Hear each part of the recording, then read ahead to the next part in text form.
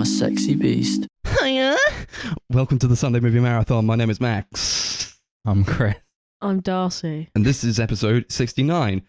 It's a nice fun episode this week. Full of sexy movies. How are we all doing this week? I'm feeling sexy today. Yeah, we are. I'm feeling like a sack of shit. Yeah, we are. Woohoo. How have we been? We were like kind of... Darcy's ill. Yeah, I'm She has ill. the vid. No, she doesn't. I don't have the vid. But she I'm could. just ill. Who No, knows? I've been really paranoid. I've been taking like 2 tests a day just to see if there's even like a faint line, and nothing. There's been absolutely fuck all. Yeah, a couple of days ago I woke up like in the middle of the night. It must have been like 3 or 4 in the morning. She started trying to take a test and I was like, what the fuck are you doing? Go to sleep. It was actually God. 5 o'clock in the morning, just to Yeah. clarify.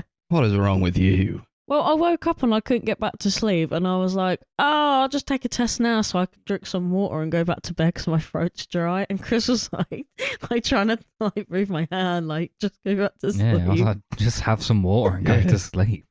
Oh shit. It's not gonna nothing's gonna change in the space of It time was it takes you to ridiculous. like wake up in the morning. That's what I said. I was just like, if you have COVID, you're going to test positive in the morning. Just wait. Yeah, I don't know what I was thinking. It's all Now she's fucking broken chaos. her It's mind. just fucking Yeah. chaos. No, It don't was you all come. chaos.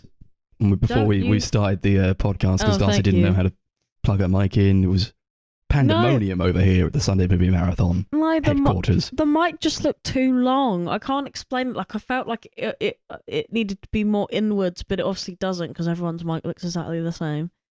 They just look Yeah. too long. Oh well, nothing we can do about that, I'm afraid. Nothing to be done for it.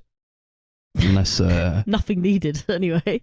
we get a donation of sorts to upgrade our equipment, but it doesn't look like that's going to happen anytime soon. We would love a sponsor here at the Yeah. Sum. Hey, if you want to sponsor us for episode 69, just do it, man. We'll take anything.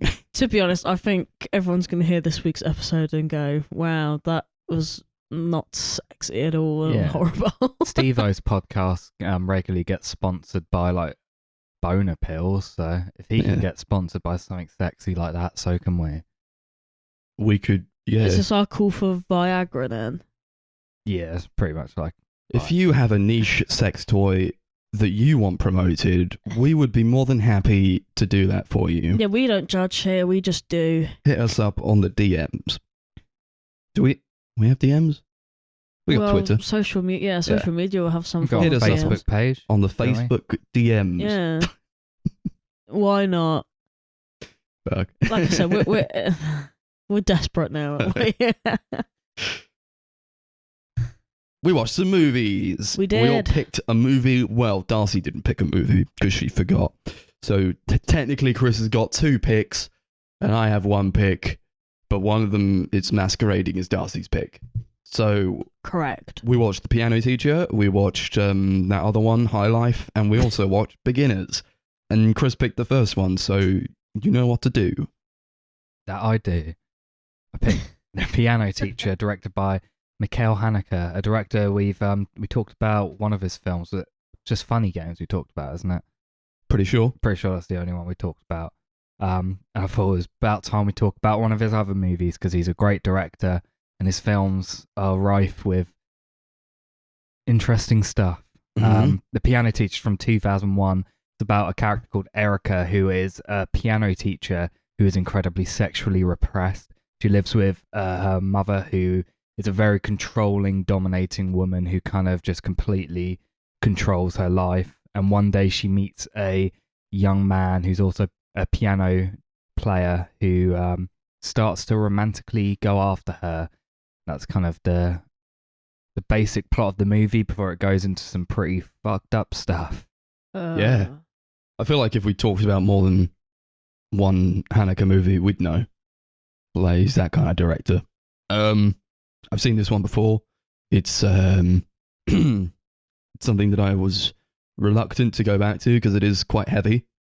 And I don't know that I would say that I enjoy this movie, but it's definitely an experience.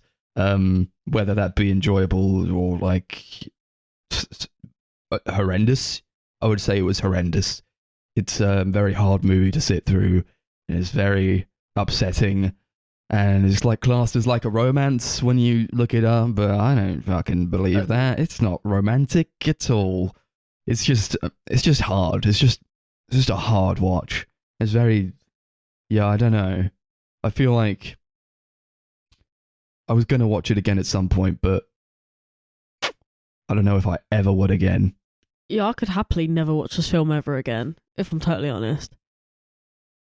What did you think, Darcy? Because have you seen this one before? No. No, so what was the experience This like? was the first Mikhail Haneke movie as well. Ooh. It was fucking horrible. Yeah. But not in the way that it was like a bad movie. It was just It's very disturbing. yeah, I mean, yeah, I think the more we talk about it, the more people will probably understand that this is just not a movie that should be watched by anybody, especially on like a first date or something. This would be like the worst movie ever. This would be the best movie to watch on a first date. You could like, Jesus. yeah, you just show this to someone and then you'll know. You'll yeah, know if you're ever meant to be together. I mean, if this is your sort of movie. Yeah. This is a lot of people's I think this is a lot sort of people's movie, but not I feel movie. like it's not completely accessible. This is not like, you can't show this to your parents or anything. No. I wouldn't even show it. I wouldn't show it to anyone, really. No, I really wouldn't show it to anyone. I'm surprised that Chris even recommended it, to be honest. I think he just likes to get a discussion out of people. He's like, I'm Yeah. just going to recommend the most fucked up I mean, shit so we have there's stuff that, to talk and about. I really wanted to rewatch it. Why? Why? It's interesting. Yeah. It is interesting. Yeah, but There's a why lot. would you want to watch that? My favorite kind of art is something that really gets a strong visceral reaction out of you, whether it's, you know, something that really like shocks and sickens you to your core, or something that like makes you really sad and upset. And that's why I wanted to return to this kind of thing, because there's something about the reaction it gets out of me that I do like in a film. It's and it's not the fact that we're not even used to these kind of things in these films, because I've seen it before and it's nothing brand new, so to speak, but it's Like just the themes. not in terms of like the story's quite like interesting, but yeah, in terms of like what actually goes on, it's not the first time I've ever seen this kind of thing happen. But I just no. And I think what made it worse was that, I don't know about you guys, but I was talking to Chris about this yesterday. I hated both of these people so much. Mm-hmm. They both fucking suck. Why is that, do you think? Oh, they're just insufferable. I can't explain what it is. I think there's just nothing redeemably likable about either of them. And I can't explain that in any other way other than, oh, it was just a horrible experience all around. I can't explain it. Yeah, I felt like the guy, what's his face, Walter, he was like pretty, I didn't like him, really. He was pretty pretentious. As a little character, geezer, I like wasn't him, he? but as a person, I wouldn't hang out with him. He just No. always carried the air of being very arrogant and pretentious. And I understand what they were going for with that, definitely. He's not a guy you'd take to the pub, though. Could you imagine? Erica, I don't like her. I just feel very bad for her the entire time, because she's clearly come from this sheltered upbringing. She lives with her mother, who's very controlling of her. Sleeps in like basically the same bed as her mother. Yeah, it's that a was very strange situation. That was a bit weird. Because she's like She has her I don't own know. room, though. I don't She's like understand that. Why should she sleep with 40 or something. I don't know. Yeah. why? She's like almost 50. Yeah, and I'm not saying like as a 50-year-old you shouldn't be able to live with your mother. That's all well and good. It's just that I think their dynamic is very fraught, and I think they come to blows a lot. It's very strange. It's like a relationship you'd feel like a child would have Yeah. with their mother. Like the opening scene is like her coming back, like possibly from like a date or something, and she's got like this expensive like receipt for a dress or something in her bag, and her mother starts like Yeah. cutting up the dresses in her closet. Yeah, she's pretty fucked up, isn't she? Yeah, all this like monitoring of like, oh, why were you home late. What have you been doing? It's like, Yeah, she's a not- grown-ass woman. Yeah, she's Yeah. not 10. And she's like, anytime she goes to like, she said she's going to like a concert or something. She's like, if you're coming back too late, make sure you get a taxi. She says that like 3 or 4 times. To in be the fair, film. my mum still says stuff like that to this day. But it's weird, you know? And I don't know if they were trying to paint the mother as a villain. I didn't really see her as much of a villain. It's just like, this is what she knows, and this is how she's kind of brought her daughter up, and like, because of that, you see the Erica is very stunted, and she goes after things that she shouldn't. And she, like, this movie is just one fucking thing after another, you know? It's like, oh, she goes to a porn shop and she like goes into one of those booths to watch porn, and then like sniffs some like cum rag. And, like, Oh my God, I completely and forgot. that's disgusting. And then like she'll go to like a drive-in movie theater and watch. She'll like go dogging or whatever. She'll watch 2 people having sex in a car, and then it's just like one Piss thing next after to the another. car. Yeah, and she, oh, what the fuck was that about? She just like started pissing next to the car. Yeah, I I felt like still that- don't know what that was about. Yeah, no one ever explains like that. That was just like the end of that. Like the second she goes for a piss, and they're just like It's all these chasing her things down. that she Like it thinks was- she wants, you know? And Yeah. I feel like because she Yeah, hasn't but why piss? had, I think it's well, almost like a humiliation sort of thing. Like, mhm. there's a strong possibility that someone's going to look up and catch her. I think that's kind of what she finds exciting. At least that's what I got from that. Oh, that's gross. Yeah, so she's after all these things that she thinks are Yeah. going to make her happy or sexually fulfilled. And because she's never had, I hear the feeling that she's never really had sex, or either she just hasn't had a relationship with someone where sex was involved. I feel like she expects these things, but when it comes to it, she doesn't know what to do with it. Yeah, I feel like a lot of the film is she's so stunted and that sort of like sexual growth that she doesn't really know what she's into. So she's trying like all these things, but because, you know, the only thing she knows about sex is what she's seen in like maybe porn or something like that, she's kind of going for these almost like really violent sort of kinks, kind of not really knowing whether that's actually what she wants or not. She's been looking at the Mhm. wrong categories. That's what's this woman's problem. She has no categories. she doesn't actually know the categories. She's just like everything's porn. Yeah, I That's think it. I'd be really into humiliation and like getting Beaten beaten. up, And it's yeah. like, oh, it's so horrible. It's so upsetting to watch because I don't feel like I'm watching like a grown woman make these decisions, because it's all coming from the mind of like someone who never grew up really and never took in sexual experiences and what's healthy, and what needs to happen for a healthy relationship or a healthy sexual relationship to like benefit you. So she's just like going from like thing to thing, and it's just horrible like the situation she ends up with. And then she ends up seeing this like this kid, and she's like, yeah, you could do all these things to me. It's just horrible. Yeah, I And I'm don't even know how old he's why do meant you to trust be. him? Because he's pretty. And it obviously it ends like just in the most horrendous way it could possibly end. It's like, yeah, of course it fucking did, because you never knew what you were getting yourself into. Yeah, she's almost like fantasizing about all this stuff, but doesn't actually know what it's actually like because she hasn't Mhm. experienced And if it she even herself. wants it, oh god, do you And know I feel what like I mean? that kind of just massively comes into one of the later scenes, which I think we'll probably get to Yeah. later on. I think the it's a bit too absolute early. ick. I mean, in the it's discussion. a fantastic performance, you know, from Isabelle Huppert or Yeah. Huppert. Yeah, I don't know. She very rarely shows much in the way of like positive emotion. Really, I think she smiles like once when she locks her mother out of her room. To be fair, that was glorious.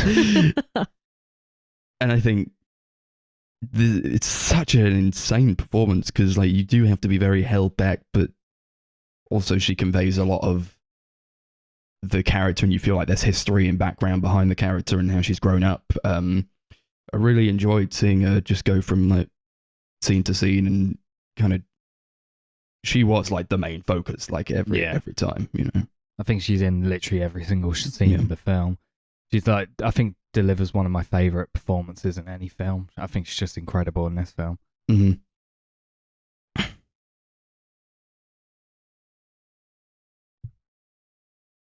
I think there's a point well, to a character that's like, she's very controlling in terms of the way she constructs like lessons, or like, because she's the piano teacher, she's teaching these people piano, and it's very regimented, very formulaic. You know, she's done this a million times before.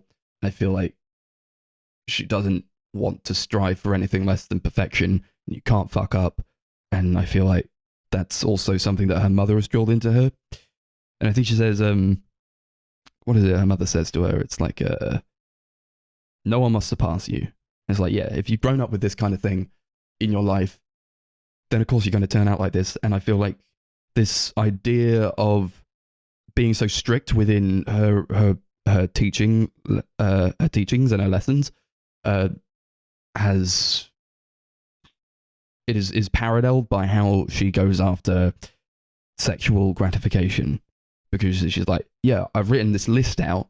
Here's the list you need to follow, and all these things you're going to do to me, but you're the one in control. So it's like, clearly not.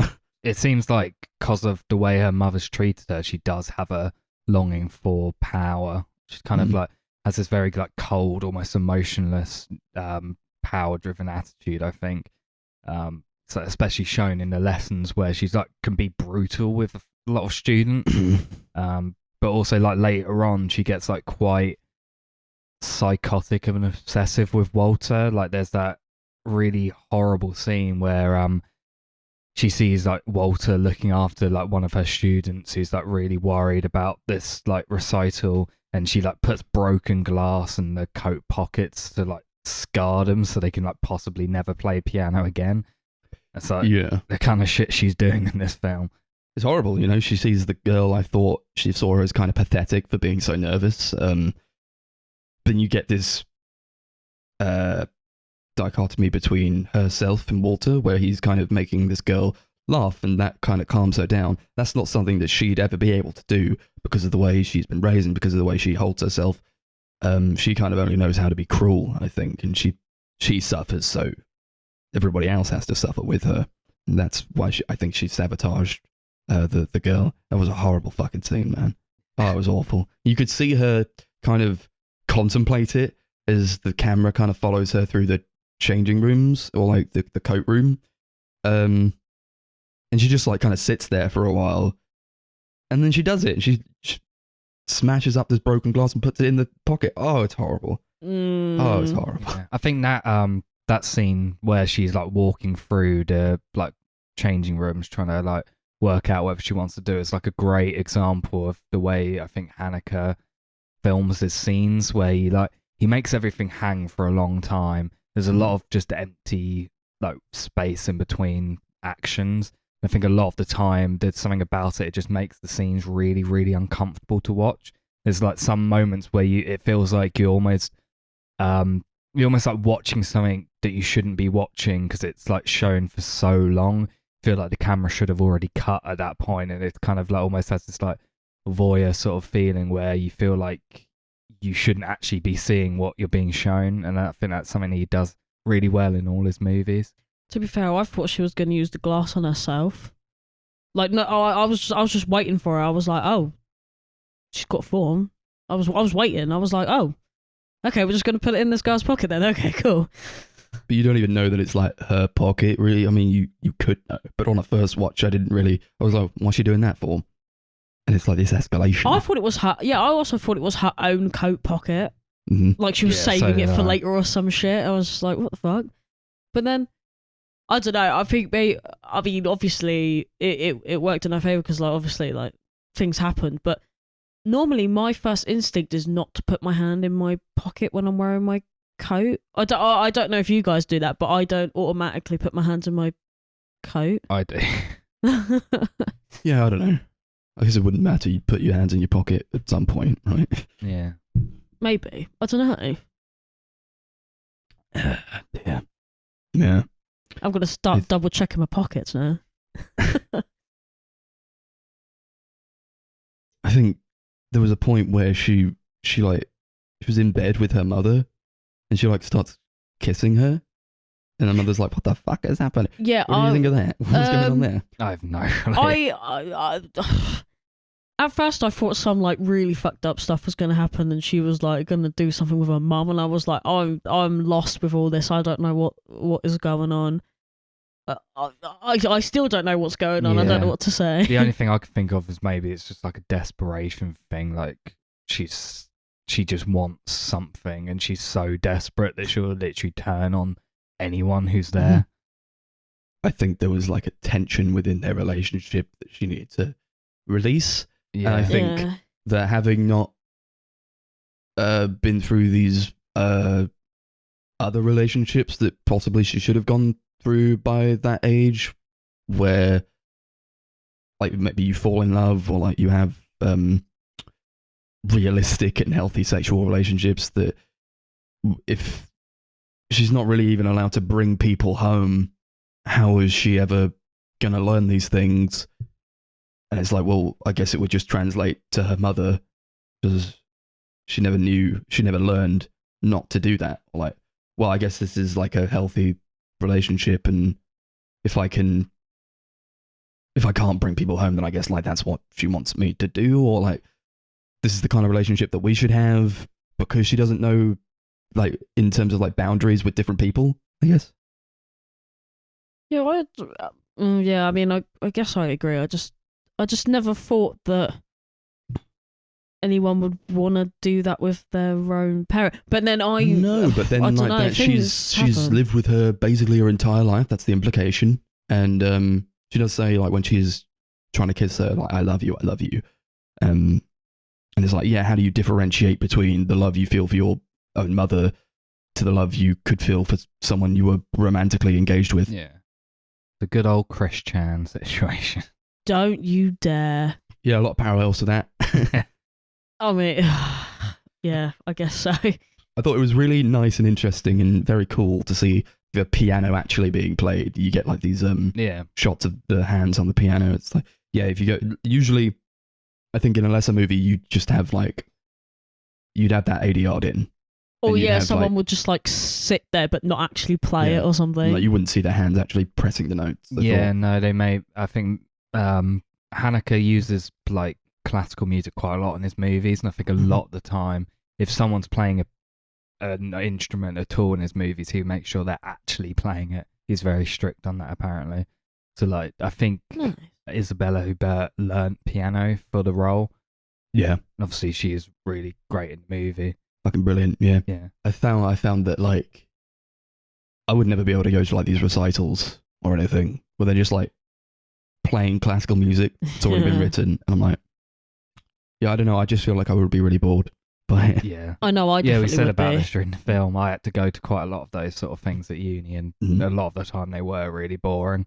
Sometimes you'd go and like the pieces would be really beautiful and like be played really, really well, so it would be okay. But then there's like a piece that's just kind of dull or not that interesting. It can be really boring. See, this is the thing. Like, I respect the craft because I couldn't do it. But yeah, I just feel like if I couldn't sit there for 3 hours, music, you know, and it's like really, I appreciate it a lot, you know, but I couldn't sit there; it would bore me to tears. No, I really don't think I could do it. I used to find a lot of time that those sort of like recitals that we'd go to would be really great for like the first 5 minutes, but then like the other like 55 minutes would be so dull. So basically, just go for 10 minutes at a time. I do love the way Haneke uses music entirely diegetically in the movie. Like, the only music is from what is actually being played by the characters. Like, there's the great like title card bits like opening the film where anytime it will like cut to like the title of the film or like directed by Michael Haneke, the music completely cuts out, and that's something I really, really love. Yeah, I like that as well. It gives his movies a very like realistic feel, like you feel like you're in them and that they exist. Yeah. I also like the. Well, I don't know if I liked it, but it's like it's not really going for when they're teaching these lessons. They're not going for art so much. They're not going for like creative expression. It's more like it's very regimented. It's like you have to hit each note perfectly, and if you don't, then you got to start again. I never got the sense that they were trying to produce art, and they were more trying to produce like just the reflections of what those pieces were when they were created. Yeah, that's what it's like though. As someone who went to university and studied a lot of classical music, it is very much you have to play it exactly how it was written, otherwise you're playing it wrong. Well, I guess to a degree that does kind of make sense. They do. There was always like leeway where you could like do new interpretations of pieces if you actually wanted to do something original with it.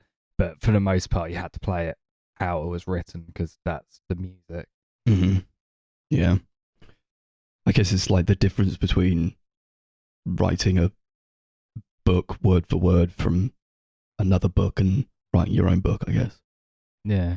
It's interesting as well because this film was obviously adapted from a book. It was, yeah. Oh, I'd be cool. interested in like reading a bit of that because if it's as Fucked fucked up yeah. as this is, I don't Should know. be interesting. Because Haneke makes a lot of fucked up movies, honestly. But I don't know how. I mean, I haven't read the book, so I don't know if he picked this because he was like, yeah, this is well up my street, or like he made it into something else. I don't know. It'd be Yeah. interesting. Yeah, like, did he make it fucked up or was it already fucked up? Because it's so much like this is his movie. You watch this, it's like this couldn't be anybody else's movie. It's definitely his. But I appreciate that a lot in the director. Yeah, I'd say this is actually a really good like starting point for his film. So it's probably like a good place for you to start on his filmography because it really does sum up what his films are like. I think this was the first Haneke movie I watched, actually. Yeah. I'd argue that'd be the first and last time I'd watch him then, to be honest. Yeah, I think my first one was Amour, which is the most depressing movie I've ever watched. Do you know in my what? life. I've actually thought about watching that film loads of times, but I don't think I can do it because it just seems so It's horrible. depressing. Yeah, I don't think I can do it. Yeah. I've got the DVD on my shelf. Yes, I've got it at Yeah, home. Chris has told me about that film multiple times. I'm like, oh, I don't know. I just don't know. That's kind of the thing with him. A lot of his films are really hard to watch and really upsetting. You need to be in the mood. Is he okay? Probably not. I think he's probably living life, you know? Yeah. He's probably all right. If you make this kind of art, then like that's the kind of thing where like, you have something to say and then you pour it into the art and then you're it's like the fulfilled and you're like, catharsis of yeah, it. it's like catharsis. I think he's probably fine. Yeah. I've heard his Jesus. film The White Ribbon's really fucked up. Mhm. I've had that on DVD for like 3 or 4 years, but I just can't bring myself to watch it. What is it? Do you know? I think it's like Yeah. a war movie or something. Oh Nice. no. If a normal movie can be fucked up, then a war movie is going to be absolutely horrific. You like that little bit of genital mutilation in the bath? Yeah, that's horrible. I did not enjoy that whatsoever. I thought it looked fucking great. Like Yeah, it does. with the bathroom set, I was like, oh shit, this looks so good. This movie looks really good. Yeah, But that made me cringe. so horrible. So much of Oh, this makes me yeah. cringe when she like gives him a blowjob and she throws up. Oh fucking hell! Yeah, that was so. God. And then And then she runs out onto the ice rink. Yeah, it's on it's this just dirty floor of this changing room. yeah. Like, don't do that. Don't, do that. What are you doing? God. Yeah, I really love the look of the movie. I think the color grading is really great. It kind of has this very cold and drab kind of look, but it also looks quite lifelike at the same time, which is another thing that I think Haneke does in pretty much all his films. He tries to give it a very realistic kind of look, so it feels very much like you're watching reality rather than you're watching like fiction. Yeah, it was very natural looking, Yeah. wasn't it? Like there wasn't anything too overtly coloured, but nothing too like like when you get like those green washes and stuff and everything looks ugly. Like it wasn't ugly, but it also wasn't bright. I think that's what could put someone off. You know, Yeah. It's like this was too real. Actually, I would rather prefer a movie that is a movie and I know it's a movie going into it. And Yeah. like throughout, I'm like, yeah, this is horrible, but it's a movie. But I don't get that sense from this. It's like, yeah, this could happen and it's happening in front of me and it's horrible. Yeah, it even felt kind of like grainy. It kind of looked like I was watching someone who had like filmed it on their phone, not like in a bad way, but in like a that Quite gritty, you know. It's yeah, quite like dirty. it was like right Fits with the themes. in there. Yeah, dirty. I think it looked exactly how it meant to. I feel, but then is that that gritty, gross? What? God, this movie. Mhm. I didn't like how Walter was like so fucking mean to her when she like lists out her rules. Oh yeah, like 'Cause this if- woman's clearly not doing She's well. not well. And he's She like, needs you're some help, sick. and he's like, you're disgusting, fucking you're vile. What is it he says? He's like, no one will ever come near you. You stink so much. You should leave town so no one will smell you. And it's like, what's wrong with I you? think that might be down like a thing that she wanted though. Do you know what I was Yeah. thinking? Do you know what I was thinking? This like, It seemed like she loved being like treated badly. yeah. What I thought was happening was like when he was reading this letter, right, and he started treating her like shit. I thought, oh, okay, maybe something sexy is about to happen because he's gonna be all like, oh yeah, she wants me to treat her like shit, and then we can have sex, blah blah blah. I mean, I don't have that fetish, so it was like, No. this is I just just- mean. Yeah, I felt kind of You should bad be more afterwards. I was sympathetic like, for oh. her. If this list was given to me, I'd be like, you need help, and you need like, Well, I wouldn't be so like dismissive of it. He just kind of leaves. It's It's like, it's really just upsetting. yeah, I just Very tragic character. Oh god, yeah. I guess it's kind of, I don't know. It's kind of complicated, isn't it? Because yeah, part of me is like, oh, maybe she would like that, and another part of me is like, oh, but someone should actually like take her to a psychiatrist or something. I don't know. It was difficult. I got that vibes quite a lot in this movie though, that I couldn't tell whether it was like mean or intentional, and I was just Yeah, confused. that's interesting. I just thought he was being mean the entire time. Yeah. But it could have been from the list as well. You know, it could have been intentional. Yeah, that's kind of what I thought. I Obviously could going tell. into the penultimate scene where he like aggressively comes into her apartment, throws her mum in like her room, locks it, and then like He liked it. I rapes was her. like, shut I think that's kind of something she wanted on the list, and I think when she finally gets it, maybe she realizes how fucked up it actually is. Well, yeah, Yeah. nothing says quite fucked up. Like, yeah. I think, yeah, she thought that she could kind of take control with this list that she's given him, but that didn't really work out for her because she doesn't really have the experience. So like, obviously, it wasn't going to work out for her. I feel like in the end, she's very upset with herself for Mm. kind of letting this happen. You know, I think there's like no true control. I think it had a lot to say about the dichotomy between men and women, and that there's no real control to be had when you're kind of in the world of men and you're trying to take control as a woman, because we are living in a very patriarchal society. It's like it's defined by the men, and I mean nowadays we're getting better at it, but it is still very much like a man's world, you know. And I think that's also what it was kind of trying to get at. Whereas like, yeah, you can't, as a woman, if you try to take control of this thing, it's just gonna end up badly, and it did for her. It was very upsetting to see. Yeah, It's such a fucking horrible it scene. is really, really horrible. One of like the most disturbing things I've seen. Yeah, I almost Yeah, I started was- crying, honestly. I, don't- Yeah, I was, same. so I felt horrible. really sick. Yeah, I was just, I was sitting there and I was just like hoping that it was gonna kind of go in not like a different direction, but I was waiting for her to do anything that would make me think, oh, okay, maybe she's into this and it's okay. And then I was No, like, she oh just- no, this she is not looks good. defeated. Yeah. She does. She just, it was not fun. But see parts of this. I don't like watching these kind of things because No. I'm just like, it's thank fuck nothing like that has ever happened to me or anything. But it's kind of like it's almost too real. As like a you know, like a female person of society. It's Yeah, kind of, it kind of- yeah, it's almost too real, and I'm like, It oh, I reminds fucking me a hate lot this. of the really famous scene from Irreversible, because it's like a But very is that worse? long, unbroken shot. I think Irreversible is Irreversible worse, but it's also going for something different. Okay. This also goes on for a really long time. yeah, it doesn't go on for like I think it's like 11 minutes. Irreversible goes on that Yeah. one unbroken shot. Jesus, That's a That's a lot Christ. worse. That's like the worst thing I've ever seen in a film. Yeah, I guess just, we should say trigger warning for rape. it's just, yeah, it's I'll put it in the description. Yeah, it's just too real. You know what I mean? It's not. she's also been like beat up. He like punches her in the face, so she's like bleeding and Yeah, she's on the ground here. I just, oh, it's horrible. She like reaches her hand up to like beg him to stop. Yeah, it's so It's such a defeating moment. Like this is like running a marathon. Yeah, this movie, and you're like, fucking hell, I'm exhausted. That's why I said we need to do this movie last, because then I need to go straight to sleep. That's what I did when I first watched the movie. I was like, oh, for fuck's sake. Then I just went to sleep. It was just horrible. It's just a horrible experience. Yeah. And afterwards, there's even an afterwards, and you think, okay, that's done.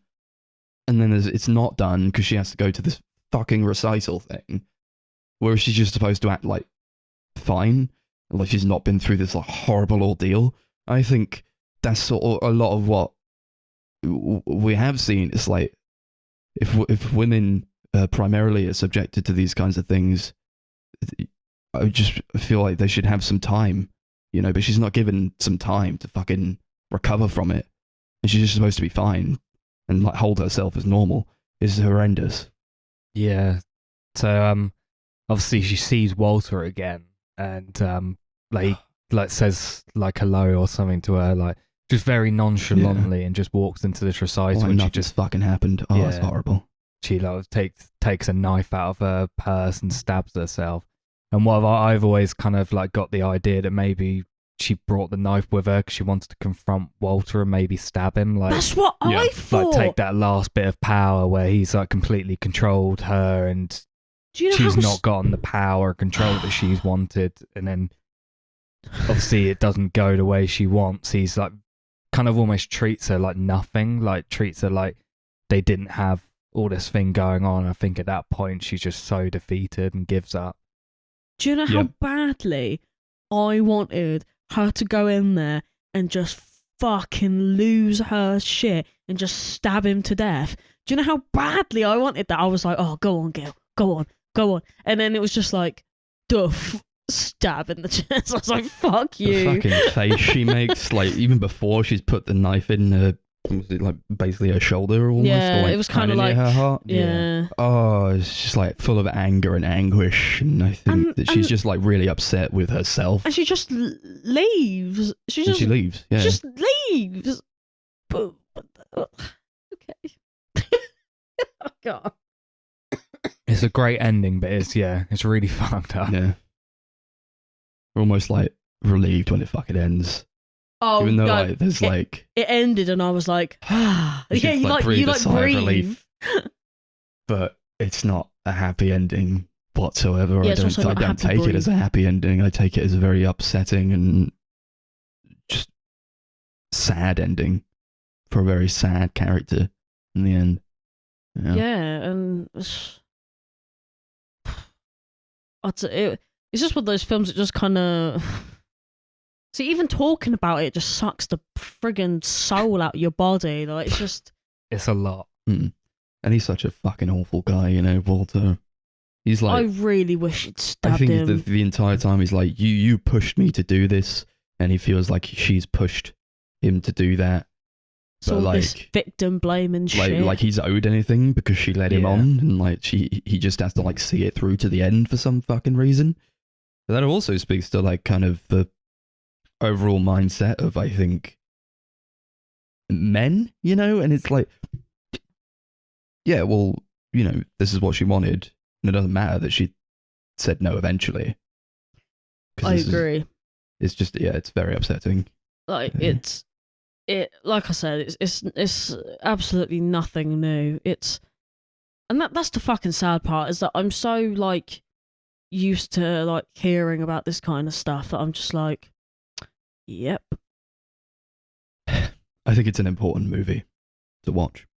Oh, I think everybody should watch it, but I would never recommend it to anyone. No, I feel like, especially if you're very uncomfortable by it, I feel like you are the right people in society, if that makes sense. Like, I can't imagine, if someone like actually enjoyed this film, I'd be very concerned. But I mean, enjoyed it on, you know what I mean? Like, enjoyed it on like a It's good not a level. fun movie. No, not at all. Jesus. Yeah. Should we go on to ratings? Yeah, sure. Yeah, of course. Cool. Rate out of cum tissue. Cool. That was fun. I forgot all about that, and I wish you didn't remind me. Yeah, I should also point out this is like the only film of the 3 films that actually has like a clip of real sex in it. So I win for having the sexiest movie. Okay. No, you This is don't. not You do sexy. not. No, you do not win. In fact, you win the award for having the most anti-sex movie. Actually, no, I don't know. Max's is pretty fucked as well. Well, we'll Carry see. on. Yeah, as soon as Max was like, for episode 69, we have to do a sexy movie, I was like, sick. I'm doing either The Piano Teacher or Irreversible. And I was like, there's no way. I would not have watched Yeah. Irreversible. I was like, there's if you no You way. are a fucked Yeah, up man. that's why I didn't pick Irreversible, because I was like, if I'd say I'm going to pick Irreversible, I would have been kicked off the podcast. I thought The Piano Teacher was a stretch. Yeah, this is a really horrible movie, but I think it's really fantastic. It does drain you, it does disgust you, but like I said, I like art that really gets a strong visceral reaction out of me, and it's really, really powerful. I think I give it 10 cum tissues out of 10. It's pretty much a perfect movie, I think. Yeah. It's a really great character piece. There was a point where she said, "I have no feelings. If I do, they won't defeat my intelligence." I just felt like that's completely wrong, you know, Yeah. because you have no emotional intelligence. That's why she gets into all these horrible situations.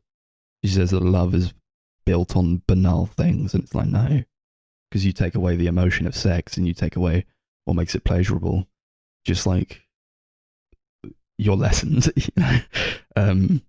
It's a hard fucking movie to watch. I think it has a lot to say about a lot of different things, and I think it's a movie you need to watch over and over again, even though you don't want to. I'll give it 10 cum tissues out of 10, because it's a fantastic fucking movie, but it's not fun, and it's just a hard fucking watch, but I think it's important to watch it. Yeah. I think it is in the 1001 movies book, Yeah, and I think it definitely deserves a place in that. definitely. I'm too defeated to talk about this movie. 8 cum tissues out of 10. Nice. Cool. Yeah. I hope it's on Criterion in America. I kind of hope it comes out in the UK. Yeah, that'd be good. Yeah. Oh, my mum's. Answer it. Do you want to pause quick? Yeah. Sorry, Darcy's mum. No answer for you today. We're Yeah, doing we the could have put her on podcast. speakerphone and got her on the podcast, but What do she'll probably you say think something of like, High "Hello, life? love. What Yeah. you doing with your day?" And I'll be What like, would you "Oh, rate The Piano Teacher out of 10? Yeah. my mum Oh, would I bloody love that movie. I do. I don't think my mum would ever watch that movie if I told her what it was about. Imagine if you said, "Oh, we watched The Piano Teacher the other day," and a tear came to her face. She was like, "That's my favourite movie." God. I can tell you now, my mum has never seen The Piano Teacher. This is not a mum movie. No. Okay. I picked a movie. It's called High Life, and it came out in 2018. It was directed by a French director called Claire Denis. And in High Life, it's kind of about after a space mission goes wrong, and most of the crew aboard the ship die, and Monty, played by Robert Pattinson, he's got to find a way to save himself and his young daughter, Willow.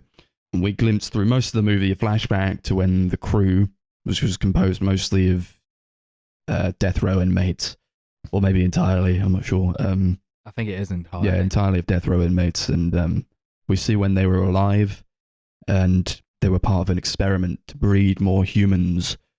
What the hell is going on in this movie? Let's unpack it. What do we think? What? Have we seen this movie before? That's the No. thing. I have not seen this movie. I believe Chris has. But you didn't really remember much of it? No, not really. It didn't really leave a massive impact on me when I watched it.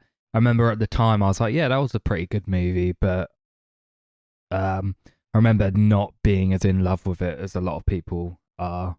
And that's kind of how I felt this time around, but I think I liked it even less. I felt like the evening that we spent watching this and The Piano Teacher, both of the films, I left thinking, what have I just watched? But in 2 different spectrums of what have I just watched. Yeah, The Piano Teacher's visceral, disturbing shit. This is just weird. It is weird. Yeah. These films are just not sexy. I'll just straight up say that this is the worst sexy marathon that I think anyone will have ever have had Yeah. in the history of anything. Hey, I'd never seen this movie before. I'd heard that there was a sex machine in it. And you know what? There was. There was a sex machine There in was, this. yeah. Yeah, one of those, like a chamber they go Yeah. into, and like there's a dildo on a saddle and like stirrups or some shit Yeah, hanging and from like the condoms ceiling. and stuff, yeah. Yeah, it was It was interesting, for that sure. was pretty interesting. Actually, they like shoot a scene in there where is it Juliette Binoche? She's like riding the sex machine, and that looked really great. Yeah, I actually loved that scene. It was a really great That's like scene. the closest to sexy we have on this whole marathon. Yeah, like Yeah. It was pretty extra, to be fair. I think my least favourite part of that was like when she leaves and there's just like that like puddle of It's like milk. milk. Yep. That's disgusting. I like that there was like kind of this like black void as a background. It was kind of like under the skinny. Yeah. Type thing. Yeah, I got that. Yeah, but I guess okay. So I do like this movie. I think it's pretty good, but I have a lot of problems with it. I think mostly my compliments err on the side of all the technical aspects. I think it Yeah. looks fucking fantastic. I think it looks really nice. A lot of really great sets. They do show a lot of the ship in terms of like it's just like shots of different parts of the ship, and I don't know why they needed to do that. I don't know if I appreciated it or like because it does look good, but I feel like you could probably just have incorporated that in a different way than just like, all right, we're cutting from the movie and here's a shot of the ship. You know, here's a different part of the ship that you might like to see. Yeah. But the rest of it looked really good. I think the performances are my main issue and probably the writing as well. Yeah. It's very weird writing, and I don't really attach myself to any of these characters, apart from maybe Juliette Binoche, but like that. I don't know, maybe that was just because of the mystery surrounding her character. We don't really know why she's trying to like make these people have babies, like artificially inseminate them. I don't know what their mission is, and I don't know why they're doing it, and it never really tells you. No. Yeah. Well, I did find it very confusing. I didn't really understand what was going on. I guess one of my biggest like problems with it is just like it just felt like the dialogue was cringy. Like Yeah. they were just chatting, and I just thought it was more funny than it was anything else. The dialogue I felt, it's almost like I felt like I was watching a French movie and someone was reading out the like direct subtitles of the Mhm. translation. Like everything just seemed very off. Yeah, everything felt a bit wrong. It did, yeah. Was it written by Denny as well? I think it was co-written by her and someone else. Yeah. I don't know, it's just like very strange Like, dialogue. what was that It's one like, that was like, "They'll get you soon, big booty girl," and I was like, they "What keep the calling fuck?" Mia Goth like a big booty girl. It's like, what the fuck? Yeah, it was just weird. At the end, like Julia Binoche says to Robert Pattinson, because he's got the baby, she says, oh yeah, your baby, she's strong made, like her big booty mother. And it's like, what the... You'll burst out laughing. What the It was fuck are you so talking about? stupid. Oh man. What Yeah, is that it? was... Pattinson says to Julia Binoche, she says, you'll call me Voltura. And he says, yeah, because you're sexy and you know it. What? This is just weird fucking dialogue, man. What the fuck is happening here? Yeah, like the conversations don't even feel like real conversations. It's so Yeah. weird. I do. I really like Juliette Binoche and Robert Pattinson in the movie. I think both of them are really great in the roles, but that's about it for the acting for me. I think everyone else is quite questionable. Yeah, I didn't really care for any of the characters. I didn't, and it's because the writing is kind of weak, and also because the performances don't really sell it, and also because I just don't really understand what's going on in this movie. What's happening? They got a sex room, and they got like they tied to the beds for some reason, so that any fucker can walk in and just like abuse you. That's horrible. That was a fucking horrible scene. That's where When Budget Discount Bo Burnham Bo comes Burnham in. went in, and that was with horrible. Sharpie drawn on I was like, tattoos. why is this? Yeah. Yeah, That's the stuff I really like when it goes really weird and Mhm. surreal. That's like my favorite shit in the movie. But it's when it's like much more based on dialogue and character speaking. That's when it just loses So me. you're telling Yeah. me you didn't like the scene where Willow's looking at prayers from Mother Earth and is like, "Oh, I'm praying to God because the people down on Earth do it." And I was like, "What the fuck?" Yeah, bits like that I just do not like at all. I don't Yeah. even know it was her at first. I was getting really confused. I was like, "Who is this?" And then I was Who's just like, this "Oh, girl?" it's her. She's She grown up growed now." She growed up, and she's a child now. But Robert Pattinson stayed the exact same. I think that's what confused me because he didn't look any older, and I was like, yeah, he's got like slightly grayer Yeah. hair. yeah, but- like he had the little grey patch, and then it was all grey. But like when he was talking about doing the logs, and he said he's been on the ship for like 7,600,000 days or something. I looked it up, and I was like, either he said it wrong or I've looked it up wrong because it says they've been on there for 230 years, but I assume he means 23 and not 230. Yeah. I mean, he could be up there for 230 years. Apparently, there's no such thing as time or concept of reality up there. So, like, because how was he eating? Like, what do they grow their own food? Like, Yeah. no, I'm Yeah, confused. they Yeah, had that room, huge that whole the huge garden. garden room. but he was just eating leaves. Yeah, that's You all can they leave. eat. They Oh, just so they were eat just the- eating leaves. Yeah. Why are you so Surely- skinny? Yeah, I was gonna say that's why they're so thin. Yeah. No, Just I eating just- leaves. Just don't feel like that's a sustainable way to keep yourself alive for 23 Earth years. Well, the people who sent them there obviously didn't care about them at all because they're death row inmates. And they don't really. Yeah. It's like, yeah, we'll go back eventually, but they don't really know how to get back. Actually, to be Yeah. fair, there was that. That's what they say. They were sent and told that one day they'll go back, but with the intention that they'll never go back. Mhm. Yeah, like there was that really gross bit where what's her name takes over the little ship thing and then The gets little Mia shuttle. Goth. yeah, and then gets her bloody. Yeah, she head flies into the blown black off. hole and explodes. That was That It looks so weird. cool. fucking cool. It's so It cool. was, good. it was cool, and I was like, "Oh, that's so gross." The black hole Amazing. looked fucking insane Yeah. as well. It looks so good. Why did she do that though? Well, Because I think she just wanted to see what was in the black hole. yeah. All right, Well- maybe we can get home through here. But then, like, her head explodes, which looks amazing. Yeah, And then, like, she gets back and her head's been blown up. And then, like, people are, like, crying. I'm like, what do you think was going to happen?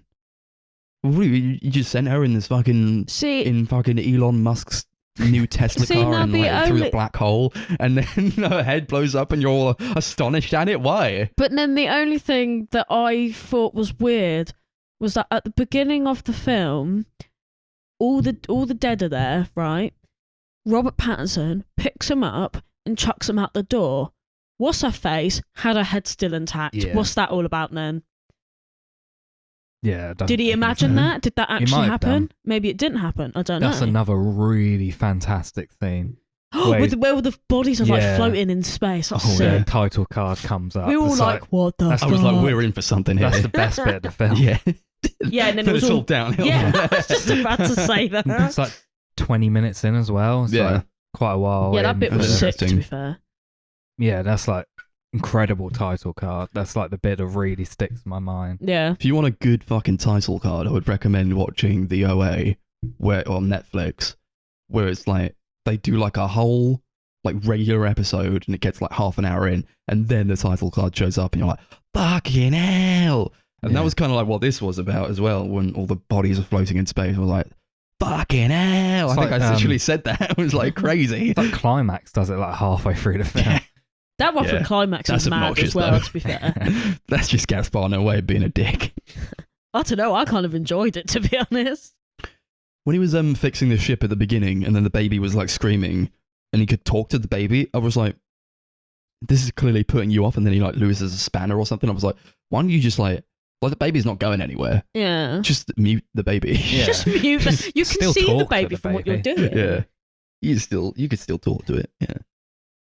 I do really love how the film looks. Like, there's a really great usage of colors throughout, like, especially like in the opening bits of the film where it's like the spaceship and there's all these like really bright colors and the baby's just chilling there. It looks really Baby's great. just chilling there. The baby was just chilling. Yeah, I feel that way also about the music. It's a really interesting score. It's like jazz. It's like a jazz score. And you don't really feel, maybe it wouldn't fit in like a sci-fi movie, but it really does. It like really goes for it with the it's score. like a mixture of like jazz and like ambient stuff. I think it's super David Lynch sounding. Yeah, it is. Like, it reminds me a lot of like the music in that recent Twin Peaks show. I think it fits really well in the movie. Like you said, it is really different. It's really unique. Yeah, it is. I keep thinking like, oh yeah, when the assault scene was going on, like the jazz music was just going like fucking out, and the same when Mia Crazy Goth was going jazz. through the black hole. I was like, I was like, oh, fuck. It's crazy. It makes it like the tension even higher. Like makes it even more like disturbing to watch. So cool. Yeah. Also really like the shots back on Earth. It's got like this really grainy effect to it. It's kind of going, I think, for like a more nostalgic kind of thing where it's like, yeah, back on Earth, eh? Those were the days. They can't go back though. Yeah, there's a lot of clips that look like they're like on from the like trains old and like stuff. 30s movies and like stock footage and shit. Do you like how the ship looked kind of like a Duracell battery? Yeah. I didn't even I notice really that. like the design of the ship. It's It really kind of good. reminds me of the ship from Red Dwarf. Don't know if any of you ever watched that show. No, I did Nah. not. Sadly, I did not. Sorry. Look, we've ruined his No, whole it's talking okay. point. He's like, Aw. oh no. Well, a little like that. Yeah, it looks really cool. I love it. I like the interior designs as well. They're not like the most unique or original interior spaceship designs I've ever seen, but I love like the really white sort of like clinical sort of look to it. I think it looks great. It's really high quality stuff. Yeah. It looks very sleek. Fuck. Sorry. Yeah. There was that scene where like, was it Dibs played by Binoche? She like basically rapes Robert Pattinson's character to like get his cum to artificially inseminate Mia Goth. I was like, this is so fucked up, man. This movie is fucking weird, man. Yeah. It's horrible. That was like the only scene that really stuck in my mind. Yeah. Like as soon as you were like, I'm picking Higher Life, that was like the scene I thought. Yeah. She's like basically drug them all so that they fall asleep, and then she like gets his cum from him while he's asleep. Oh, it's horrible. It is disgusting. Yeah, I felt it's this horrible theme of sexual assault in these films. I'm just not. I'm not too hot That's into your it, to be film. honest. Your film doesn't have any sexual assault in it. No, and do you know why? Because I accidentally picked a wholesome movie. But we'll get into that. Yeah, I no, thought yeah. with High Life, I've gotten used to movies that kind of leave their ending up to your imagination. But with this one, I kind of feel like they didn't know how to end it. And at the end, I was just like, oh, okay. They were like, yeah, well, going home, maybe. And then they go into like a black hole, sort of. And then like they do, and then they're like in this kind of orange void. And it looks really great.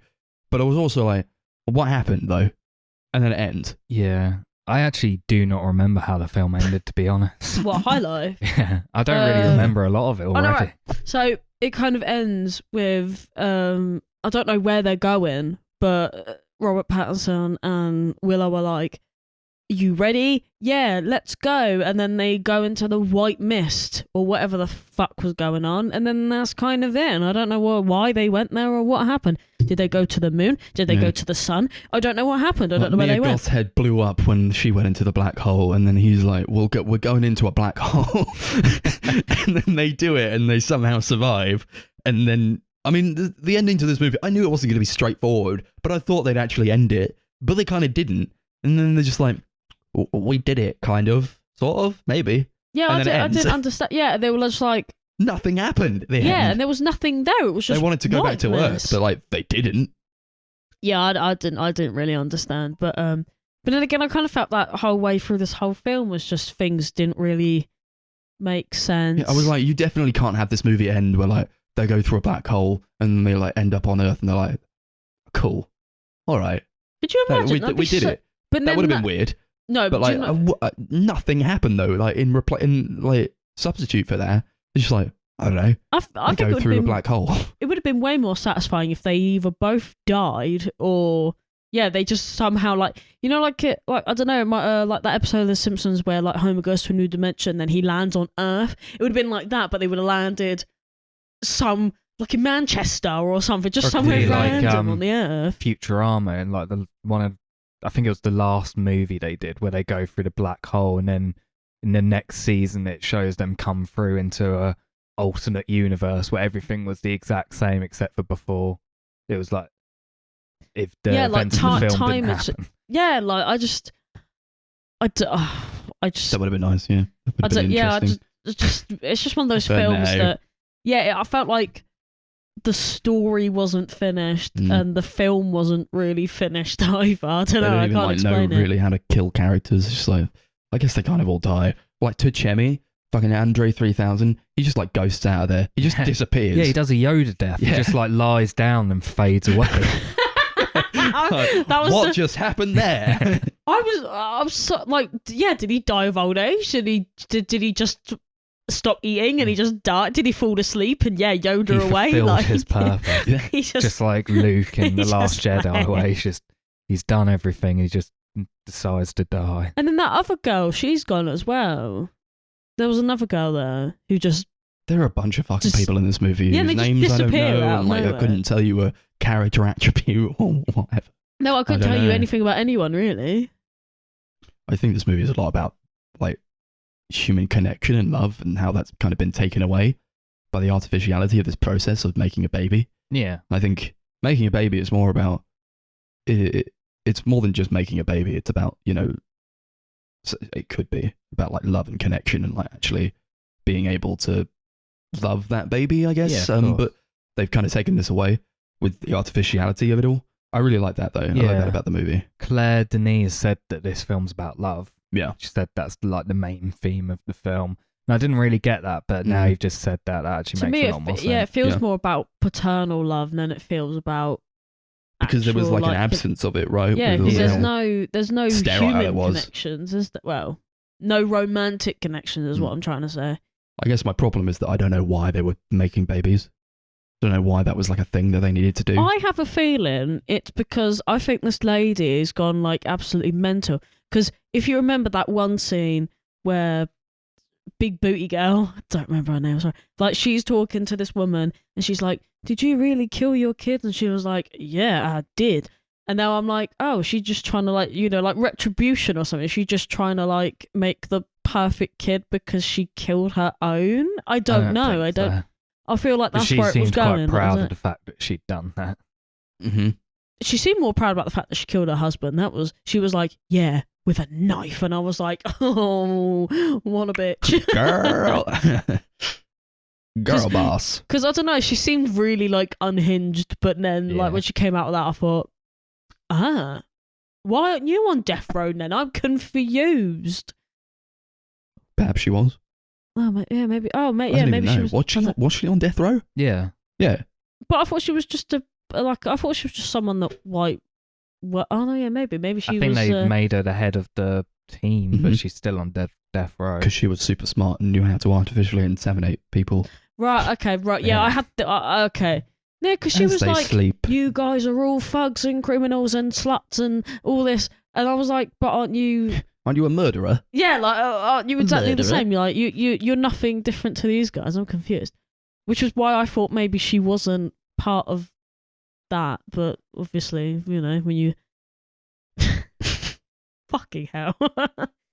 Once again, one of those movies where I just lost the plot with this one, to be honest. And this was the first one. This was the Yeah, I know. first film, and I was like, "Oh my It's god!" like Juliette Binoche says that she tried to kill herself, and then Mia Goth was like, "You made your plastic pussy." And I'm like, "What does that mean? What does that mean? Why? There's so many lines in here. I'm like, what does that mean? Yeah, I didn't Like- get that either. What is it when Robert Pattinson says like to Mia Goth, or she's like, "Oh, you got me, juicy peach." That was fucking weird. Why Like- did you say that? Like I said, the conversations in this film are absolutely just Yeah. diabolical. So When I bad. first saw you, you were a filthy little crackhead. You're still a crackhead. Is it? Because what is it? Robert Pattinson's like sworn himself to celibacy. And he's like, I will not come. I will not wank at all.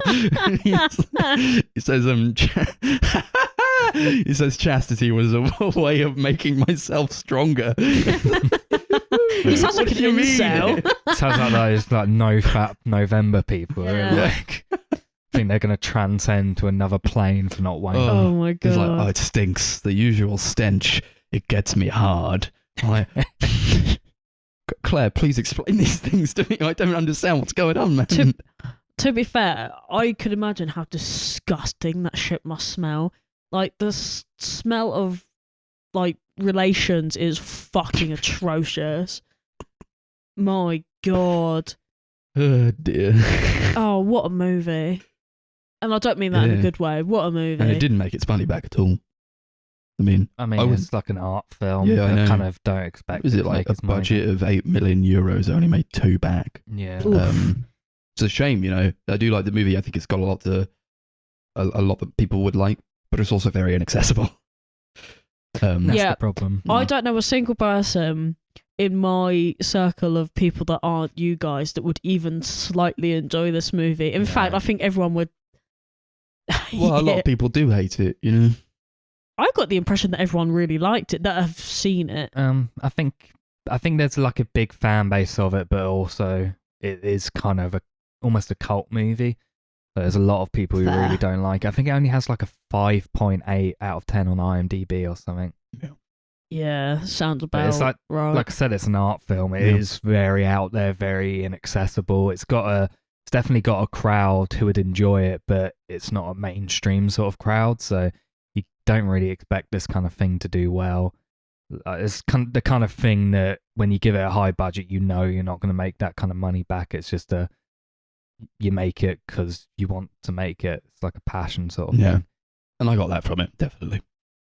Should we go on to ratings? Sure. Yeah. What do you want to rate it out of, Max? Big booty mothers. Yeah. So I don't think this is a bad movie. I do like it, and I would actually be willing to give it another go at some point in the future. I do like a lot of what it's saying. I do like the amount of clear passion and work that was put into it, and I do think Claire Denis, this is the only film I've seen from her, but I think she's a really talented director. I'd love to watch some more of her stuff. But overall, I just don't gel with it 100%. So I give it like 6 big booty mothers out of 10. Yeah. I like it. I think it's interesting. I think it's cool. But it's a bit iffy, you know, in certain parts, and I think the dialogue could have been better. But I like what they were going for. I'll give it 6 big booty mothers out of 10. Do you know what? The more I think about it, the more I like the dialogue of Big Booty Girl. It's just hilarious. That was cool, actually. That was awesome. Yeah, of course. And they kept calling Mia Goth a big booty girl. I love it. To be honest, I found more things wrong with it than I liked. So it was just kind of one of those films that just, yeah, it just felt kind of unfinished. 5 big booty. I was gonna say big booty bitches. Oh my god, big booty mammies out of 10. Nice. And then there's me. So I didn't pick a movie, but I picked a movie from Chris's list of romantic films, and hilariously chose what I think is probably the least sexy but the most wholesome film. I'd say there's quite a bit about sex in this film. For the audience, I was really ill, and even watching it yesterday, if there are any sex elements in it, I have already forgotten them. So I didn't pick Beginners from 2010, directed by Mike Mills, and I'm really starting to like Mike Mills. Every film I've seen of his is Yeah, fucking obviously banger. we reviewed Come On already. Me and Darcy watched this film 20th Century Women a couple of weeks ago, which was really incredible. So good. And this film is about a guy called Oliver and his like relationship with this woman called Anna that he has after his dad passes away. And essentially the film is kind of like almost like this plot where Oliver meets Anna and then flashes back to before his dad died, and his dad had this marriage to a woman, but he didn't really love her because he was gay, and then came out and then had a relationship with this man, and then got cancer. Yeah, there's just like, kind of like a lot going on in this film. I really enjoyed it. I enjoyed it, but it's not the kind of movie that I thought we'd be watching for episode 69. No. It's more a romance Right. than it is kind of portraying anything overtly sexual, I think. Yeah, I think I guess this was a blunder on mine and Chris's behalf because I picked it from his list. But then I don't know what I would have picked in lieu of this. So to be honest, whatever. I had a list of possible films for this episode, and a lot of them came from, I was looking at lists on Letterboxd of films that were like about sex or had sex related themes, and this was on it, and I didn't really know much about it because I'd never watched it, so whatever list I got it from was kind of wrong. But at the same time, I think there is definitely some stuff about sex, at least about like sexuality. Yeah, I think Definitely. maybe if someone got that confused, like I could have easily have picked this for an LGBT movie. I felt like, oh well. I mean, I really like the film because this Mike Mills guy, he really speaks to my soul and my heart. I feel like he's almost like, me and Chris were talking about this yesterday. He's like the more emotional Wes Anderson. That's what I thought, yeah.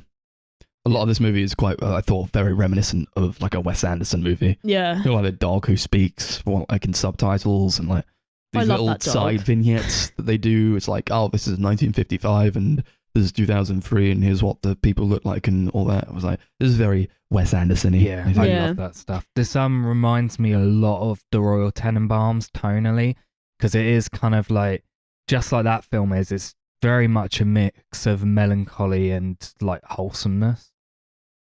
Like, Yeah. there's a lot of like really upsetting stuff throughout the film, and I felt like just a general, just kind of sad aura to the film, but at the same time, there's a lot of like really sweet, like heartwarming stuff in there as well. Yeah, it was kind of like this weird, sad hopefulness to it, if that makes sense. Like there was a lot of things that I was like, God, this is so sad, but I'm also really strangely hopeful and happy. It kind of gave me About Time vibes, where I was really upset, but I also felt like I was getting a hug.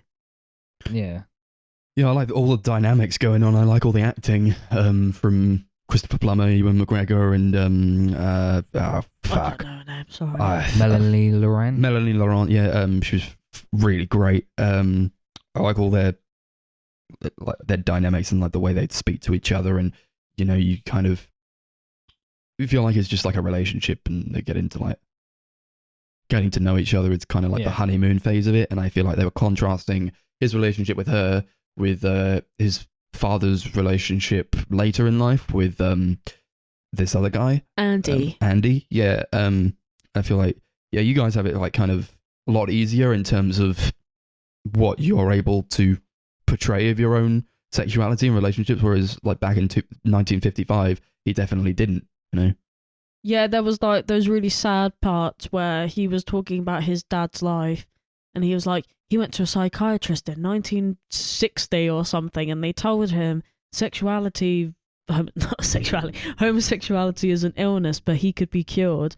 And then he was getting all upset because when his wife had proposed to him, he was like, oh, I'll try anything. And I was just like, oh, that's so sad.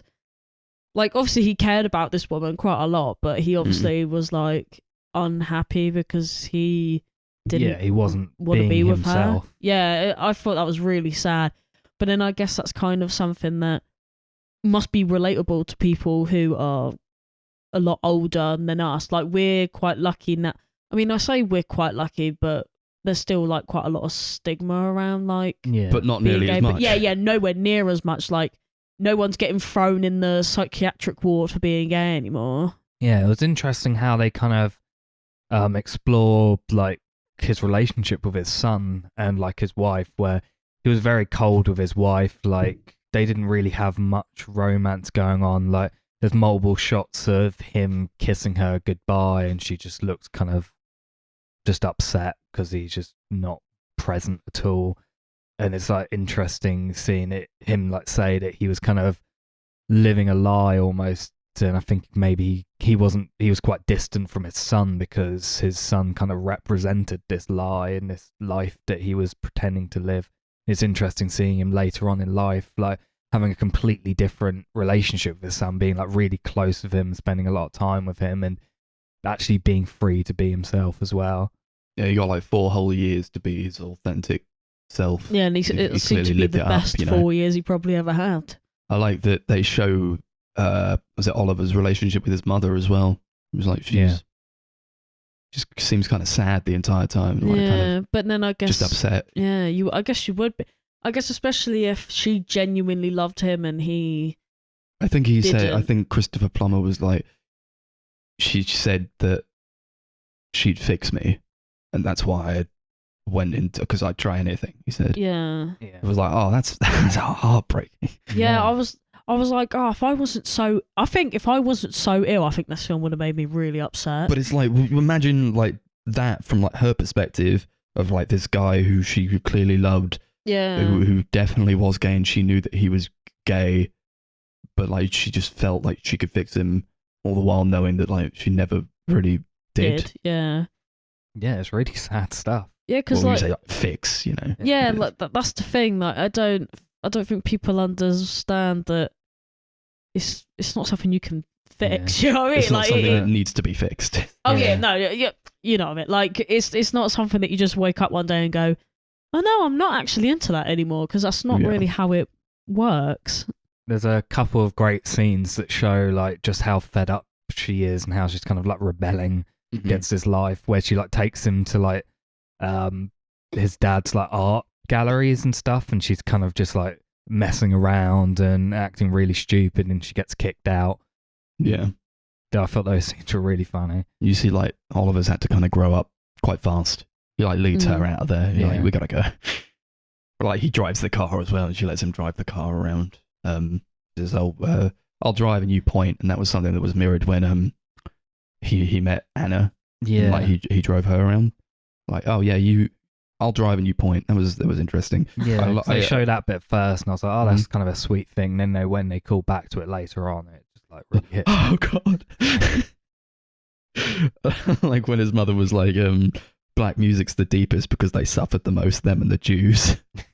I don't remember that. Oh dear. Yeah, there are some points of this film where I think I've completely forgotten because I just spent the whole time going, Chris, I don't think I can watch this film anymore. It's interesting to contrast Oliver with his father, Hal, whereas I feel like he was quite a lonely character, Oliver. Yeah, He kind of exuded this like horrible loneliness. And he kind of goes into it where he says that he kind of sabotages all his relationships. Where I thought, oh, you idiot, you fool. You better not do that to this one. But then he kind of does. It was really upsetting. And I thought, in the second act low point, I was like, this is how it ends. I'm going to throw a fucking tantrum. But it made no narrative sense for them not to end up together in the end. And I think they do a very good job at explaining why they like each other and like how they get on with each other. The problem I had was I don't know why they kind of broke up. And I don't really go into it. He's just like, yeah, I don't think this is how I should be feeling. And then she just leaves. I was think like, it's why? because she's depressed. Like, Yeah. even though she's like got this great relationship and she's moved in and all this stuff's happening, she's still an incredibly depressed person. She's still quite suicidal. And I think he realizes that actually being around this kind of illness, it's not what he wanted. It's not what he expected. He expected she'd move in and it would all be like sunshine and roses, and they'd be like super happy and in love like they normally are. But spending all that time with someone who's like kind of in a bad space kind of rubs off on him. I think that's why he's kind of like, this isn't how I should be feeling, because he was expecting to be so much happier than he is. Oh, like when he was drawing those storyboards and with that pictures where it says "too in love to be sad" or something like that. Yeah, he gets commissioned by a band to do like an album cover, and he like creates this huge like series of possible album covers, and like this huge, what he says is going to be a booklet of just the history of sadness, which I thought was really, really cool. I loved all those drawings.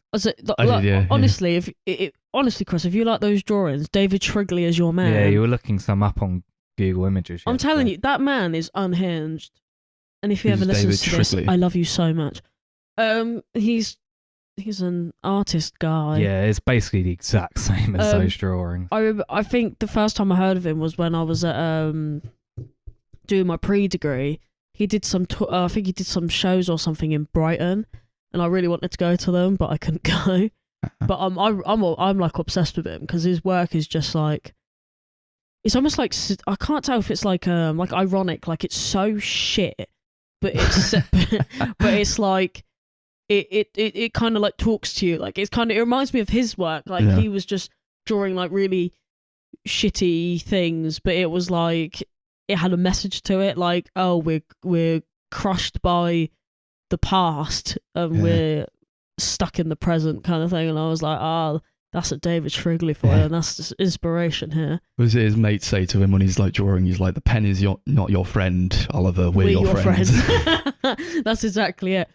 But then I guess as someone who like kind of dabbles in the art stuff, I kind of totally understand that sometimes that is the only way you can get anything down. Even if it looks like shit, it's expression. I really love the way that they use those drawings as a way of like expressing the character's emotions. Like, I feel like a lesser movie would just have loads of shots of him just like sulking and looking upset or like crying. But like, it's a great way to like kind of explore his state of mind. Yeah, I loved it. I mean, it still didn't really explain to me like what he actually did. He's like a graphic designer. Yeah, I was confused because I never really saw him actually like doing any work. He was just...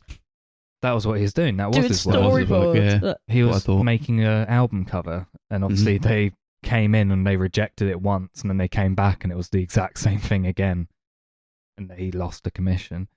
Yeah. That's how the art world be sometimes, unfortunately. It really be that way, man. I like how they meet at the party. Bru's kind of dressed up as like Freud, and she has like a notebook and she has laryngitis, so she can't speak. So she's just like writing things down for him. I thought that was pretty sweet. Yeah, it's really I originally thought that he was the Kentucky Fried Chicken man. Yeah, did he not look like the Kentucky Fried Chicken? No, he didn't at all, because he was dressed completely different and he had a different side of facial hair. No, I didn't get that at all. Darcy just sees old white men as like, it's Colonel Sanders. It's that guy who made the chicken. I mean, that was the first thing I thought, but then he started talking in the accent and I was like, oh, he's meant to be that guy. I'm pretty sure Colonel Sanders was from Kentucky, actually. I mean, I think the star of the show was the dog. Yeah. He was possibly the best. Played by Cosmo. Yeah. I loved him so much. In such great hits as Hotel for Dogs. Yeah. Those are the only two films that his dog's been in. Yeah. He was a great dog. I love that dog. I like when was it Ewan McGregor like shows him around the house, his dad's house. He's like, oh, here's the kitchen and here's the staircase and all that. That was nice. Yeah. This is something that he clearly learned from his dad, who like talked to inanimate objects. Yeah, he has a great relationship with the dog. You can kind of tell that he knows that this dog's like kind of going through the same thing. It's like this dog's also grieving, and they kind of grieve together in a way, which is why he takes him everywhere. Yeah, he takes him everywhere, because like, anytime he leaves the dog like gets upset because he's like alone suddenly. He's not with someone who like brings him comfort or something. It's really sad. It's really weird because like obviously this dog doesn't really speak or do like he speaks I think all films should have that. All films should have like dog characters speaking subtitles. I don't know, like they just brought him so much character, and I was just like, oh, he's just so cute because he's just Like, Jack I Russell. like the dog asking, "Are we married yet?" He was like in the hotel corridor, and he's like, "That's not how it works. There are more steps to it." And then he says it multiple times throughout the film. Like, "Are we married yet?" As if he is the dog. Yeah. Do you think that maybe that's what the dog was saying, or that's what Oliver wanted him to say? No, that's what Oliver wanted him to say. But it's still cute. It is. Yeah, it's very nice. I love that. Something else I really love about the movie, I think you briefly brought it up, Max, at the beginning, is the way they kind of like tell like the history of these characters and like tell all about like the history of like gay rights and stuff in like almost a documentary kind of style. It reminds me a lot of what Adam McKay's done on his most recent few films, but like this is actually done well. It's interesting, like, because I was like thinking about what he did in like The Big Short and Vice, how he kind of presented information in the same sort of way, but in that it's like super obnoxious and kind of brings the story to a halt, whereas here it feels much more natural and actually kind of it works really well. Yeah, it's edited very well. Yeah. Yeah. I like all that. Yeah. And it helps that like whenever they do it, actually like feels like it serves a purpose to the story or like the themes that they're trying to explore. Oh, definitely. I like the part where his dad died, and then they get this like short little vignettes of like things. It's like, here's what happens after someone dies, and here's what you need to do. Here's all the paperwork you need to go through. You need to like cancel all their credit cards, and all their mail gets forwarded to you, and you got like the cremation was like like $3,000 or some shit. Or that was all like, I found that to be very interesting because it's not something that I would expect from a movie. Because usually like, a character dies and that's it, and then like maybe they'll have a funeral, but this is what happened. This is what you need to prepare yourself for when someone dies. Yeah, and that's something I really love about the movie. I think there is definitely a strong sense of realism throughout in this movie as well. It does present things in quite a, I guess, kind of light sort of way at some points, but it feels very real in the way it kind of explores relationships and just life generally. It's got the ups and downs of like realistic life relationships, and I think as a character, Oliver was quite interesting, especially for this guy who's like, was it 38 in the movie, to like find a new love and have it be this kind of, it's like, oh yeah, I have a crush. It's like I'm a child. That was very interesting, I think. He says, was it they were like talking when they were in bed about like how she goes from like place to place and she like leaves people. And he said, you can stay in the same place and still find ways to leave people. I thought that was very interesting. I would like to quickly bring up before I forget that as great as this film was, did anyone else think that Ewan McGregor's accent was absolutely tragic? It was a bit iffy, especially at the beginning. I thought he was doing a Scottish accent. That's what I thought. That was just like he his was just accent. talking, and then I think it didn't. It started off kind of iffy, but it got more natural as it went on. The film was apparently shot entirely in chronological order, so I don't know if that might have had an effect on it. Yeah, because I thought, okay. At the beginning, I was like, because it doesn't really, there's no dialogue for like a little bit for the beginning. I was like, I hope he speaks in his native Scottish accent, and then he did, and I was like, yes. And then as the movie progressed, I was like, he's American now. But then like he also had like the Scottish flag in his house. I was like, yeah, he's doing a Scottish. He's doing maybe he's dual national. His accent, but then it wasn't. I'm like, what's that about then? Why does he have all these like Union Jack flags around the place? Maybe he just strange. really loves Britain. I don't know. I think that was the only thing about this film that I was kind of like, oh god. But the rest of it was like fine. Yeah. Christopher Plummer is incredible in this movie. Do you know what? I am so happy that this film went in the direction of showing us about this man's life, because obviously none of us have seen it, right? So I thought that originally this guy was like, oh yeah, my dad came out and then he had a boyfriend for 4 years and then he died. And I was like, that's it, is that all we're getting? Because I was like kicking up. I was like, you're telling me you're going to give me the greatest old man gay story of the ages and I don't get to see it?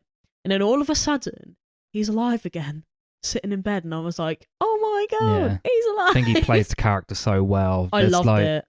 a particular scene that really sticks out in my mind is like fantastic acting. Is the scene where he like basically gets told that the treatment has failed and that he's like gonna die and he needs to go into hospice, and like just the reaction on his face is so heartbreaking, but it's so well acted.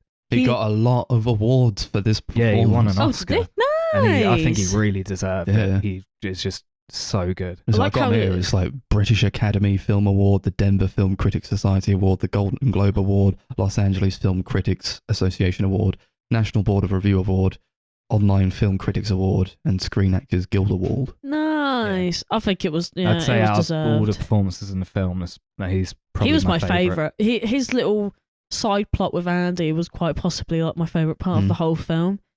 I don't know how a character managed to stay so composed throughout all of this shit that was going on. He was like calm. He was serene. Also, like Andy's relationship with Oliver as well. 'Cause Yeah. they're kind of, I wouldn't Andy's say at odds, but I don't know that Oliver takes too warmly to No, him. he doesn't. No, I feel like I don't know. I felt like he was doing all right with him, and then he was talking about this guy called Michael, and were they in like an open relationship or something? And I think that's when it I all think started going a so. bit sour. I felt Yeah. anyway. I could be I wrong. think Oliver kind of looks at him as almost. I'm not sure I'd say not good enough for his dad, but almost like he's not as invested as his dad is. Yeah. He kind of worries that his dad's being used and that he just doesn't love him as much. But like as the film goes on, I think like especially in the scenes like later on where he goes to see him and like he takes Arthur to him, I think that's when he's like he realizes that he actually did love his dad a lot. And he's like very upset about Yeah, it. that was. Yeah, well, every time he sad. leaves Arthur with anybody else, He starts like crying. cries, and once he takes it to Andrew, like he doesn't have that problem anymore. And I thought it was an interesting thing to kind of have that conversation where they're like, "Yeah, you didn't even come and see me afterwards to see how I was doing," and he's like, "Yeah, because you made my dad so happy, and I like couldn't," and they kind of have that awkward little hug. But I really liked that. It was very sweet. It was. Like I said, this film is a punch to the face and then a hug. Yeah.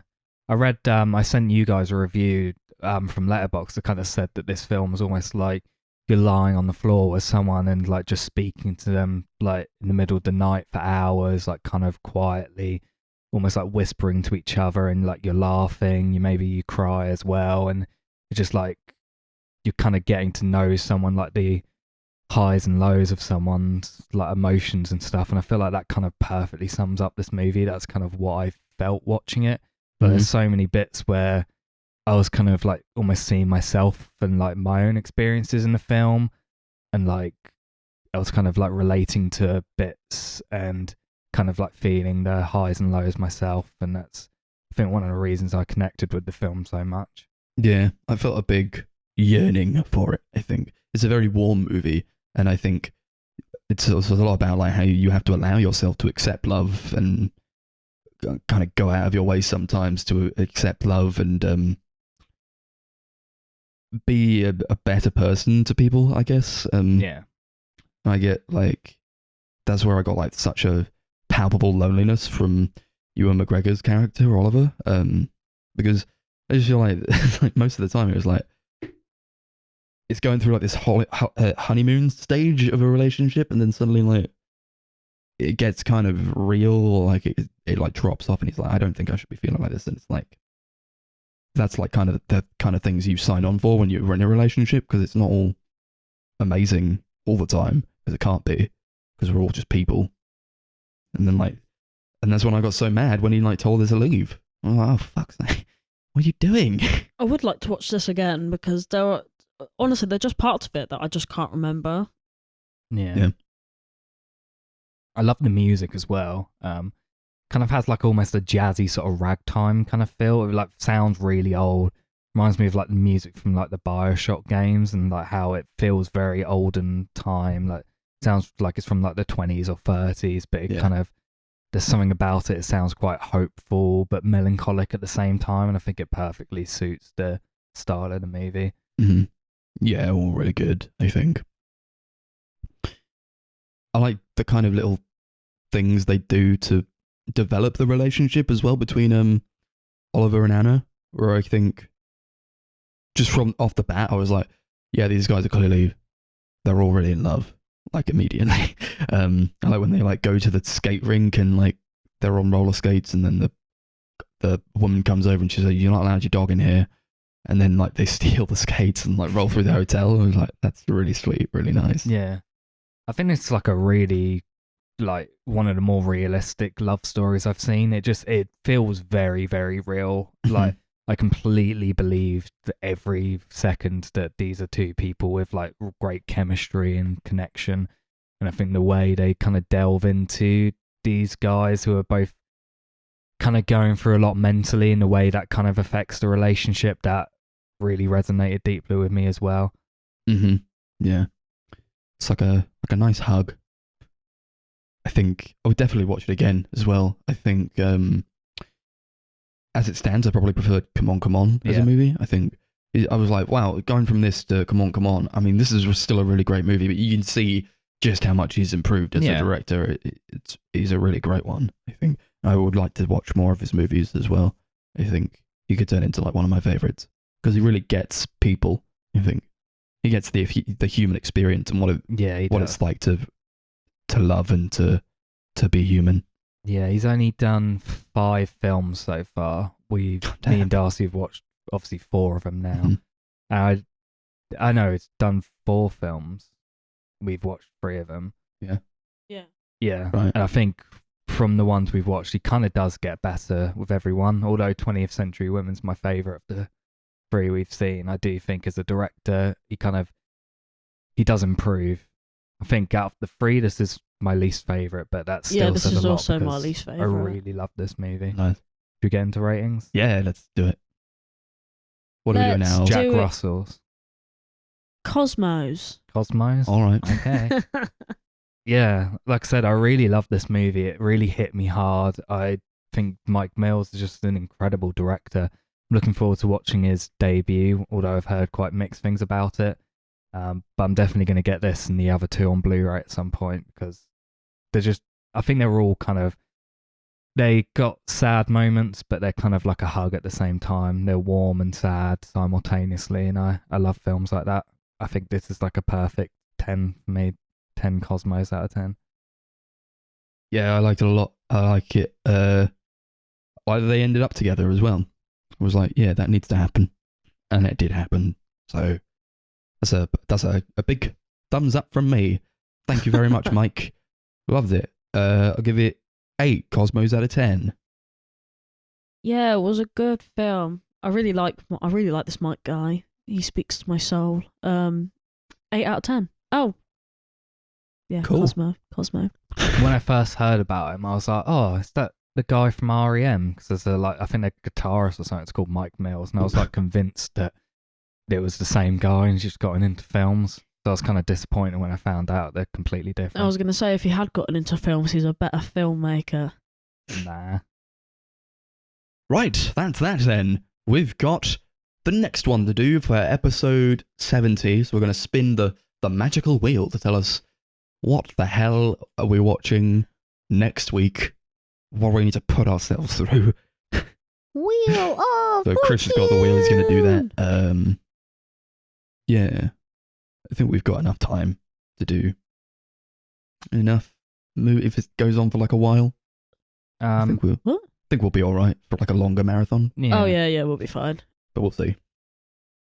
It's a director one, but I don't know if we should do another one because we did the last one not that long ago.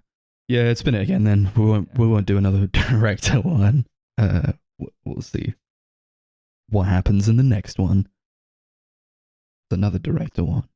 And we have to do it. German movies.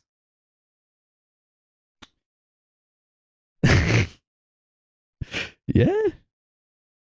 Do I even know any I German? don't even know any German movies. Then why Let me have put a it look. on I'll tell you the what. wheel? I'll have a quick look if I Yeah. look at German movies, see if I know any. I already know. I We've don't know a single German done movie. a few of those like country movies, We've done a couple, country yeah. marathons. Yeah. You know what? spin it again? Let's spin it again. Just because I don't want things to get too samey around here. Yeah, of course. But this one we're definitely doing. there's no variety in these marathons. Oh. Sorry, it's just the stuff we write ourselves. Oh, he's laughing. The Madagascar trilogy. Okay. Yeah. We're doing the Madagascar trilogy for episode 70. Watch those. Oh boy. I've got them on DVD. Brilliant. Yeah. Okay, so Noah Baumbach's best movie. yes. So the Madagascar trilogy, we're doing that. Watch that if you want. We certainly will. We got social media accounts. We got YouTube, the Sunday Movie Marathon. Twitter is at Sunday Movie Pod. Facebook at Sunday Movie Marathon, and Letterboxd is at Sunday MM, capital S, capital MM. Thank you very much for listening to this week's episode. Catch you on the next Madagascar Marathon. Any last words? Life is but a dream, lads. What? Sorry, my phone is going off its lit. Sorry, I'm not sure if you meant that. Like, how many cups are there or something? Okay. Cheers. Bye. Cups. Yeah. Sex.